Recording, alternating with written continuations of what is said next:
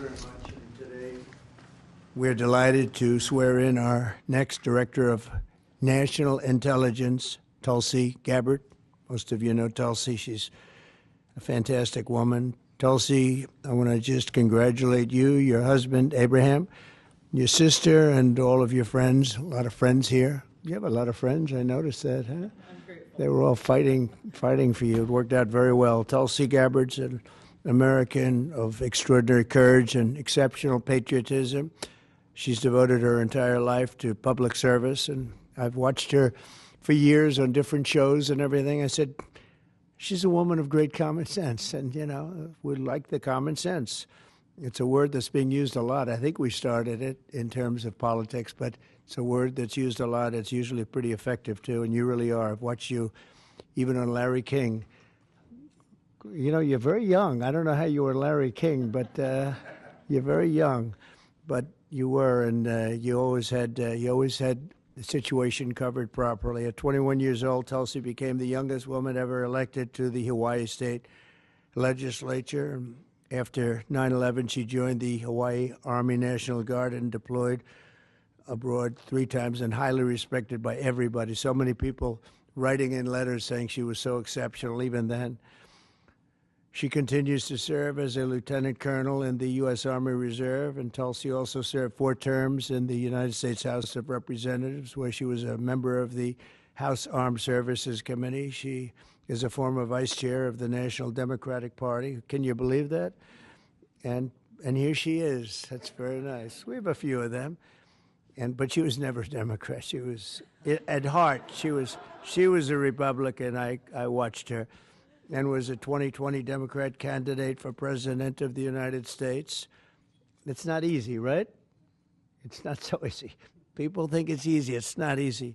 Throughout her service, Tulsi has always distinguished herself as a leader of the highest caliber.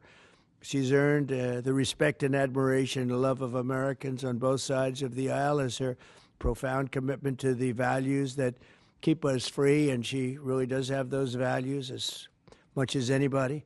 In recent years, Tulsi has been a courageous and often lonely voice speaking out against radical left's attacks on free speech and the dangers of an unelected deep state.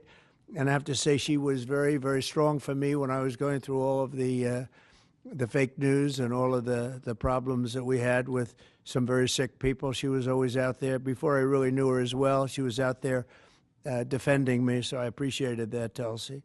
But the threat of a warmongering military-industrial complex and the weaponization of government and governmental people that go out and persecute. They like to persecute people that are innocent. Tulsi herself became a target of that weaponization when she was outrageously placed on a suspected terrorist watch list by the Biden regime. It's a very evil regime after criticizing their appalling abuses of power. And I'm confident that as Director of the National Intelligence, Tulsi will work tirelessly to keep America safe. And she's been doing that her entire career. I think it's going to be a very natural day for you when you walk in. It's just have to keep the way you are. Just stay the way you are. She'll be clear-eyed and she'll be focused on the threat of radical Islamic terrorism and lots of other threats, too, threats from within, and give no quarter to America's foreign enemies. At the same time, I'm entrusting Tulsi with the responsibility of overseeing urgently needed reforms to the U.S. intelligence community to protect the rights and the civil liberties of all Americans. She'll provide the American people with transparency, eliminate corruption, shrink the bloated bureaucracy, and restore honesty, integrity, and trust to the national security state. There's only one thing I can say, that there's nobody like her for this job. This was a very easy one for me. She was recommended by some of the top people in that world. It's a little world, you know. It's a little smart world.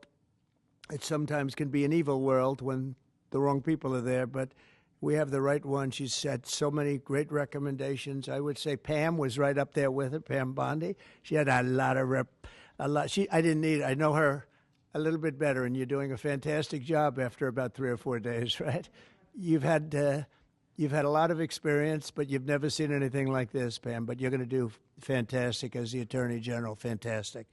So thank you and congratulations. We did this with Pam a few days ago, and this is again my honor. So congratulations to Tulsi, and I think Pam is going to administer the oath, and when she does that, I'll sign your new certificate. Good. Thank you. Thank you very much, everybody.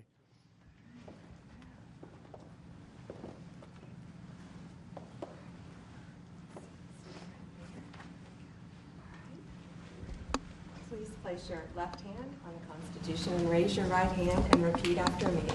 I do solemnly swear I, Tulsi Gabbard, do solemnly swear that I will support and defend the Constitution of the United States that I will support and defend the Constitution of the United States against all enemies, foreign and domestic, against all enemies, foreign and domestic, and that I will bear true faith and allegiance to the same, and that I will bear true faith and allegiance to the same.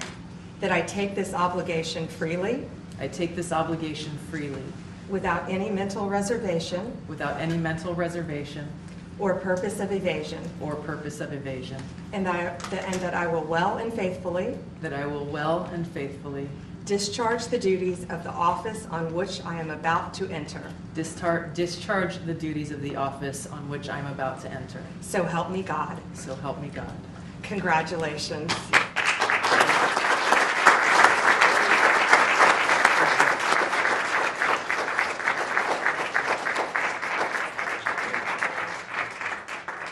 That's great. Thank you. Congratulations. It's a big deal. Thank you. Okay. How is the Oval Office looking? A little different look, right? It's the Oval Office. Easy. Okay, we got a good one here.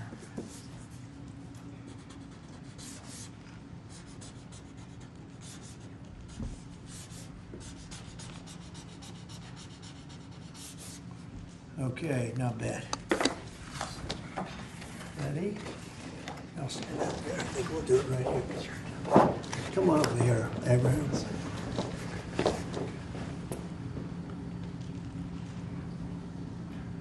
Okay, I'm sure there are no questions. Mr. President, when and where will you be with You know what, I'd like to have Tulsi say a few words first, and we could answer a couple of questions, okay? Good. Leave that.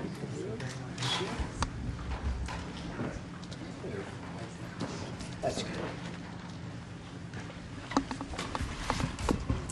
Mr. President, first and foremost, I just want to say thank you from the bottom of my heart for the trust that you have placed in me to fulfill this critical position as Director of National Intelligence at any time, but specifically during this time.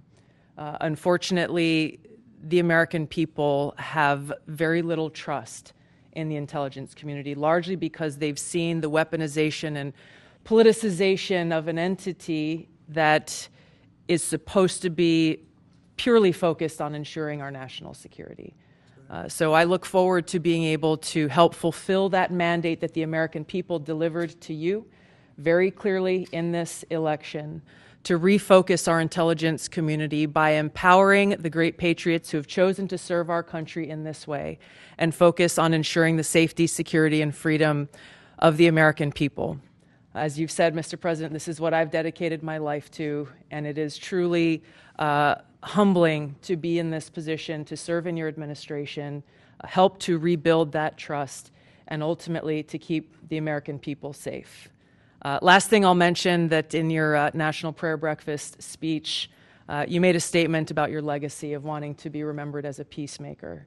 I know that I can speak for many of my fellow service members who are here today, veterans, Medal of Honor recipients, how deeply that resonates with us. For those who volunteer to put their lives on the line when duty calls, but to have a President and Commander-in-Chief who recognizes the cost of that sacrifice and ensuring that war is the last resort, not the first. So thank you for your leadership on behalf of my friends here and all who wear the uniform. We're grateful. Thank you. Congratulations. Thank you.